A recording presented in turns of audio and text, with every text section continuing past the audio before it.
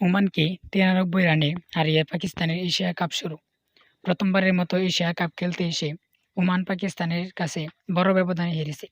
ওমানকে ৯৩ রানের হারিয়েছে পাকিস্তান। ১৬১ রানের লক্ষ্যে খেলতে নেমে ওমানকে ১৬.৪ ওভারে তারা অল আউট করে দিয়েছে ৬৭ রানে। শুক্রবার ১২ সেপ্টেম্বর টসে জিতে ব্যাটিংয়ে নেমে পাকিস্তান ২০ ওভারে ৭ উইকেট হারিয়ে ১৬০ রান করতে পেরেছে। মূলত মোহাম্মদ হারিসের উপর ভর করেই এই রান করেছে। তবে ইনিংসের দ্বিতীয় বলে শাহ ফয়সালের বলে এলবিডব্লিউ হন সাইম আইয়ুব। এরপর ৩ নম্বরে ব্যাট করতে নেমে হারিসই হয়ে ওঠেন পাকিস্তানের ক্রেতা।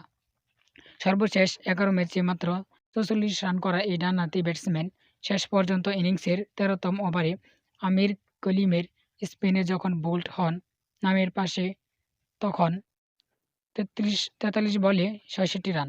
তার ইনিংসে ছিল ৪টি চার ও ৩টি ছক্কা।